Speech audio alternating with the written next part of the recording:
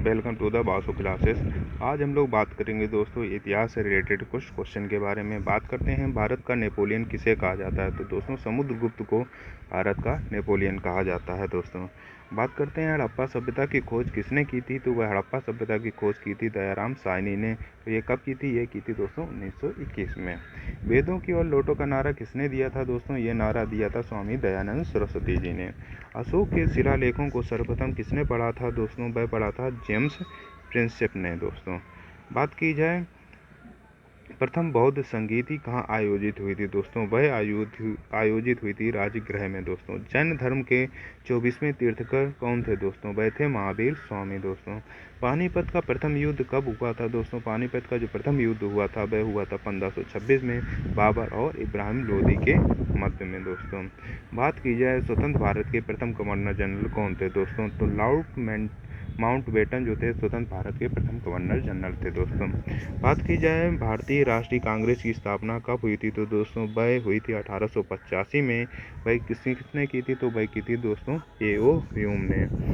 गांधी जी ने करो या मरो का नारा कब दिया था। तो उन्होंने ये नारा दिया था भारत छोड़ो आंदोलन के समय में सन 1942 में। दोस्तों अब हम लोग बात करेंगे भूगोल के कुछ इम्पोर्टेंट क्वेश्चन के बारे में। भारत की सर्व प्राचीन पर्वत श्रेणी कौन सी है। दोस्तों तो अरावली श्रेणी जो है वह सबसे प्राचीन पर्वत श्रेणी है।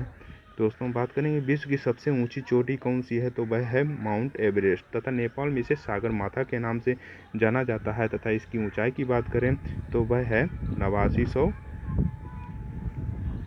ठीक है मीटर। दोस्तों बात की जाए हीराकुंड बांध किस नदी पर बना हुआ है। तो दोस्तों वह बना हुआ है महानदी पर। दोस्तों यह महानदी उड़ीसा में। दोस्तों बात करें क्षेत्रफल की दृष्टि से भारत का सबसे बड़ा राज्य कौन सा है। तो दोस्तों वह है राजस्थान।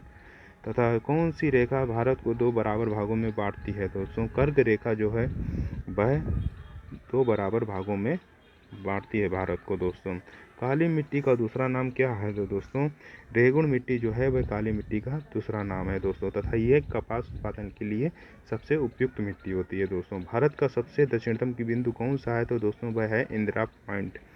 सांबर झील किस राज्य में स्थित है। दोस्तों सांबर झील जो है वह राजस्थान राज्य में स्थित है।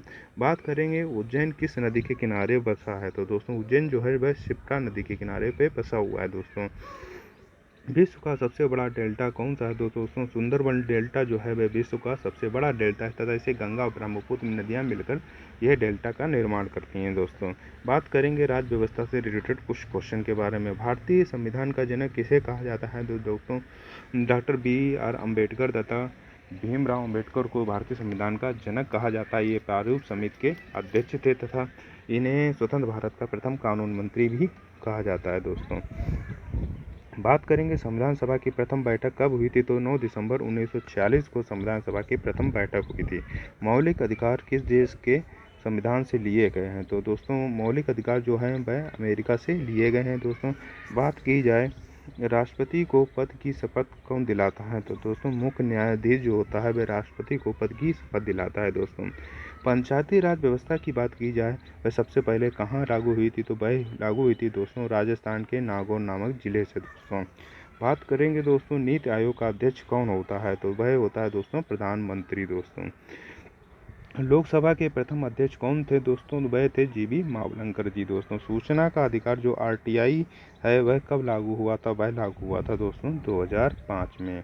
अस्पृश्यता अर्थात जो छुआछूत का अंत है वह कहाँ देखने को मिलता है संविधान में। तो वह अनुच्छेद 17 में देखने को मिलता है। दोस्तों राज्यसभा का पदेन सभापति कौन होता है। तो दोस्तों उपराष्ट्रपति जो होता है जिसे भारत का दूसरा नागरिक भी बोला जाता है वह राज्यसभा का पदेन सभापति होता है। अब हम लोग बात करेंगे सामान्य विज्ञान से रिलेटेड कुछ क्वेश्चन के बारे में। मानव शरीर की सबसे बड़ी ग्रंथि कौन सी है। दोस्तों यकृत अर्थात लीवर जो है वह मानव शरीर की सबसे बड़ी ग्रंथि है। तथा बात करेंगे विटामिन ए का रासायनिक नाम क्या है। तो दोस्तों रेटिनॉल जो है वह विटामिन ए का रासायनिक नाम है।